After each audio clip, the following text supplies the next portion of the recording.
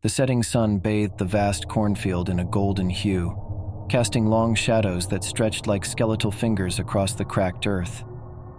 Rows upon rows of cornstalks stood sentinel, their leaves rustling in the evening breeze. I had always heard the rumors, the whispers in hushed tones at the local diner, of the haunted cornfield on the outskirts of town. That evening, fueled by youthful bravado and a dare from my friends, I decided to venture into the labyrinthine maze that had spawned countless unsettling tales. As I entered the cornfield, a chill ran down my spine, and the once friendly rustling of leaves took on an eerie, dissonant quality. The air was thick with an unsettling tension, as if the very land held its breath in anticipation. I gripped my flashlight tightly, its feeble beam struggling to pierce the oppressive darkness between the towering cornstalks. The cornfield seemed to stretch on endlessly, each row an identical, monotonous passage. I followed its twisting paths deeper into the heart of the labyrinth, my heart pounding like a drum, my breaths echoing loudly in my ears. Panic swirled within me, but I pressed on, the dare fueling my determination. The sky above gradually darkened, and a sense of unease settled in my chest. It was then that I noticed something strange. The cornfield was eerily silent.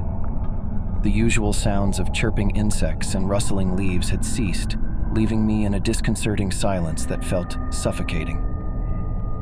As I continued to navigate the labyrinth, I stumbled upon a small clearing bathed in an eerie, pale light. In its center stood an old, weathered scarecrow.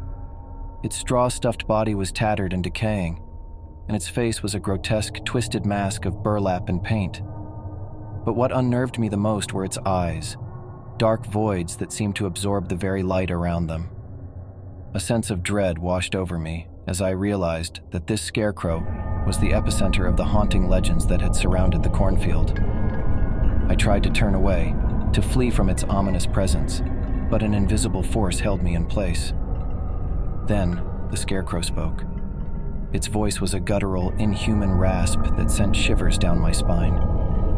"You've entered our domain," it hissed, its voice carrying an otherworldly weight. "Now, you are one of us." Before I could react, the scarecrow's straw arms shot out, wrapping around me with an unnatural strength. I struggled against its grasp, but it was futile. Panic surged through me as I felt myself being pulled into the scarecrow's grotesque form. Darkness enveloped me, and I lost all sense of time and space. When I awoke, I found myself in a nightmarish realm, a world of eternal twilight, where the cornfield stretched endlessly in every direction.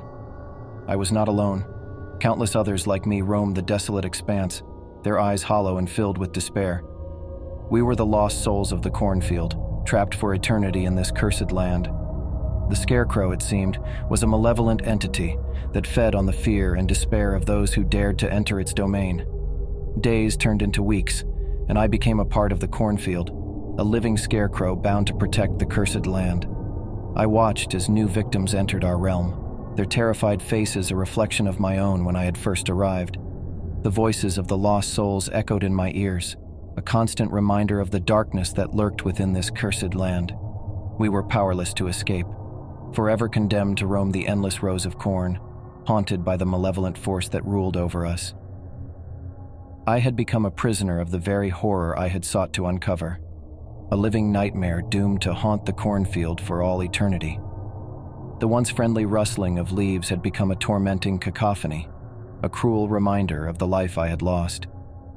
And so I remain, a silent sentinel in the haunted cornfield, a victim of my own curiosity, and a warning to those who dare to venture where they do not belong. The legend of the haunted cornfield is real, and its darkness is eternal.